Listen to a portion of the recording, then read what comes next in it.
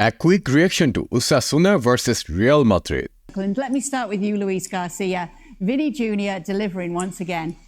Delivering in style. We saw a fantastic performance from him. It's true that we don't like when he gets involved with the referee. It's true that we don't like when he gets involved with the crowd, but we enjoy so much when he's on the ball. Today, I think that Osasuna didn't see much Real Madrid playing in the last few years, because once you got Vinny coming ahead to you, what you don't want is to flirt around, to try to be the clever, to try to be smart. No, you put the ball away from him. And in the second, when you got a space, you cannot make the line with Vinny Junior on the run, because that's perfect for his style of play. He waits until the last moment, he's calmed down, he's relaxed, he's got composure, because he's been learning in the past 3 years, and that touch is just magnificent. Once again, Vinny delivering another 2 goals. Top of scorer of La Liga, I think one behind Jude Bellingham, his former teammate. And again, he's showing that he's so talented, so quality, and he just needs to get away from all kind of control. Listen, when Vinny focuses on the field, he's one of the best players in the world. And today, the Vinny we saw, a Vinicius who wanted to just play football.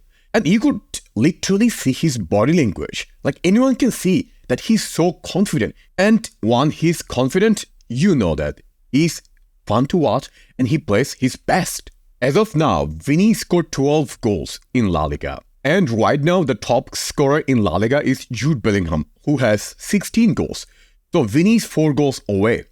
My prediction is that after the season, Vinny might overtake Jude Bellingham in terms of highest goal scorer in La Liga. Moreover, we need this informed Vinicius for Champions League, because if we want to win Champions League, which is our main target, right? Vinny has to be 100% of his best. See, since his return from injury, the figures that he's putting up there, he's going to be a big miss against Athletic once play returns, Alex. Yeah, fortunately for Real Madrid, just as he is absent, Jude Bellingham comes back from his suspension. Because you would worry about this Real Madrid team and I think their goal-scoring capability without Jude Bellingham and without Vinicius Junior on the pitch. So it's good news for Madrid that Bellingham will be back as Vinicius misses out. But yeah, this is not a time that you want Vinicius to be out of the team. Like you say, his form is fantastic. It's 6 goals in 4 games now.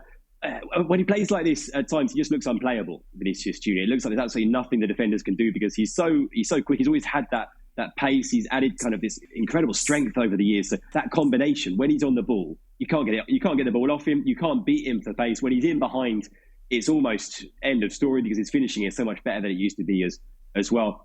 Another really good performance from him, decisive, and yeah, it's unfortunate from a Madrid point of view that he won't be available against Athletic, a very tough potential game against one of the most informed teams in La Liga right now. But right now, this is shaping up to be a very, very good weekend for Real Madrid, because as you mentioned, they've won. We've got Girona away at Getafe up next, a difficult place to go. We've got Barca against Atletico tomorrow, those two taking points off each other. And if those results go Real Madrid's way, you could be looking back at the end of this weekend thinking it's pretty much done and dusted in terms of this title race. So when I'm recording this video, Girona already lost. So that's already 10 points away from Girona. That's pretty good. And tomorrow, if Barca loses against Atletico, that's pretty good for Real Madrid, who can now a little bit relax, maybe focus on Champions League. Being said that, the couple of points Alex made is pretty good. For example, first one, Vinny got significantly stronger compared to last few seasons. In fact, that's needed. In Europe, you cannot just play technical football. You also have to be strong and physical. And Vinny gained some muscle, despite that kind of also affected his speed a little bit. But that's overall better, because when you combine strength and technicality and physicality, that's better. Another point, he said Vinny's finishing got way better than before. I mean, that's 100% true. Look at the conversion rate since his comeback from injury, 21%. That's a lot. That's pretty high, even compared to some of the strikers. Just to give you a context, Lewandowski scored 12 goals this season, which is on par with Vinicius. And Vinicius is not a striker, right?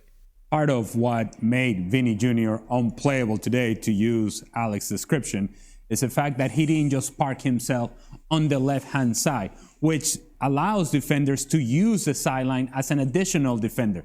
What he did today is that there was variety. So he was on the left, but now he also got on the inside shoulder of the outside back. He also got on the inside shoulder of the central defender, and he was willing to run in behind on inside channels. So when you have that sort of variety, you create confusion for the back line. So as much as Osasuna had a back three, it didn't matter because he's making runs splitting that back three, or he's floating into spaces in front of the back three, which then pulls players out of position, and it opens up space for the runs of Valverde coming late, for the runs of Rodrigo to go in behind, for the run of whoever wants to run out of the midfield from Real Madrid. So he becomes unplayable because there is variety. 1v1 situation on the outside, but I can also work the inside. That forces players out of position, and it allows you to create space for yourself and create space for others. So I don't know what's going on at ESPN. Today, everyone is making good point, which is pretty rare because oftentimes not everyone makes good point together. Now every pundit is making good points. So to add with Ale's point, I have to agree that whenever Vini plays good, like if you look at all the best performance by Vinicius this season, every match he was versatile. Like he wasn't stuck to one place or one location, which is left side. He was more dynamic. He was moving to right side. He was moving to the middle. He was moving around from left to right. And if you look at Vini's off games this season, most of those games he was stuck in the left side. In fact, if Vini wants to get best out of his play style, this is how he has to play.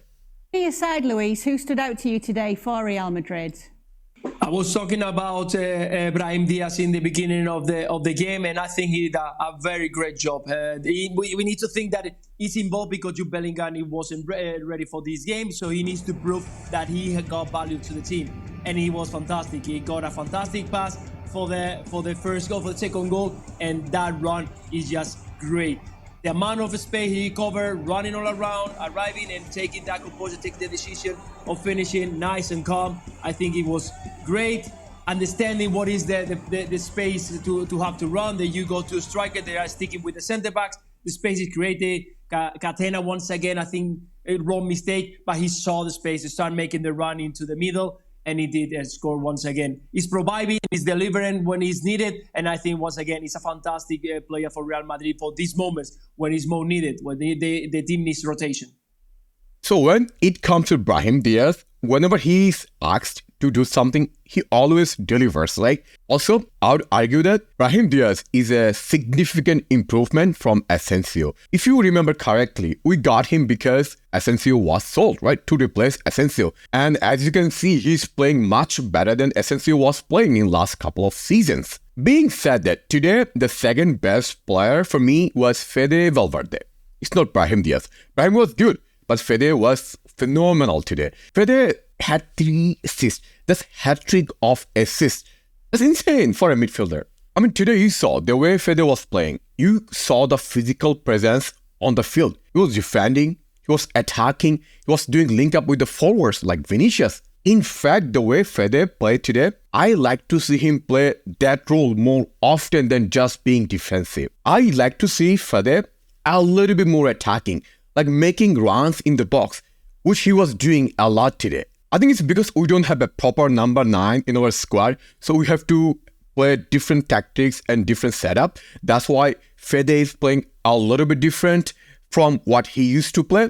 However, once we have better players next season, say Mbappe, I think Fede will play much better because he can contribute attacking-wise much more than he's doing now. And in terms of personnel, Alex, it is about to get better with injured players returning, especially with an international break coming up now. Yeah, you've got this long spell now where you've got an international break, you've got the week of the Copa del Rey final where there's no La Liga action as well. So that's kind of helpful for Real Madrid at this point in terms of getting these players back and getting them available. We've talked about Courtois and Militao in particular coming back into the team.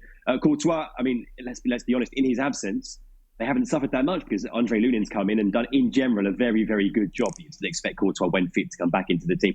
Militao as well. We saw Rudiger, who's having a fantastic season. I think maybe Madrid's most important player after Bellingham and Vinicius at centre-back. Today it was Tchouameni alongside him as well. But Militao, when fully fit, is such an important player, one of the best defenders in the world. So that's good news. The other player I wanted to pick up on as well, I think it would be unfair not to mention Fede Valverde, who I think got was it a hat-trick of assists today, involved in 3 of the goals. He's having a really good season, and maybe sort of quietly so as well, because he's not quite scoring as many spectacular goals as he did maybe a year or 18 months ago, so not getting as many headlines. But in terms of his all-round team play, I think Fede Valverde is having an exceptional season, and he was very, very good today as well. So what I heard, Militao and Courtois are likely to be back after international break. And that's going to be huge for Real Madrid, because one of the weaknesses right now for Real Madrid is defense. Other than Rudiger as center back, I don't have much confidence with Nacho. And Tchouaméni can play, but I just feel it's a little bit waste of talent. Also, Militao can play from the back. Like, he has some long balls, long pass that's also needed for a game like Man City. So once you have Militao and Rudiger, that's probably one of the best center-back pairing, given Militao is 100% back to his form. We don't know that, but we have to wait to see that. Not just defensively, Militao's presence also will be seen in attacking. He's a player who can score the more goals from set pieces, right? And then Courtois. Should I even have to talk about Courtois? He was the best player for us last season. Today, in terms of gameplay, I have not much to complain, honestly. I like the way we played today. It's a pretty good match. Also, given Osasuna played a little bit highline, that was kind of easy for Real Madrid. You know that. If you play highline against Real Madrid, they will punish you. The only complaint today I have is game time for Arda Guler. Okay, look back last match. He played 5 minutes, almost 5 minutes, and he scored one goal. One good goal. So when a player scored a goal, was the award or prize for his good performance. You gave him more game time, right? That's the progression. That's the transition you get. However, when we already scored 4 goals, right? This match was over. So this was probably the best time for Arda Guler to have more game time. And we could have subbed in once we scored 4th goal. Unfortunately, we did not see that. And what is worst, we brought Lucas Vazquez at a right winger position today. I have no idea why we have done that. I don't know if Carlo has some bitterness or some issues with Arda Guler. I just don't understand why he's not giving him more game time. Despite he played even good today. Even when he got few minutes, you saw that he almost scored long distance goal. That shows that despite he's only 19 years old, he has the vision. Anyway, let me know, what did you think about our performance today, especially Vini's performance?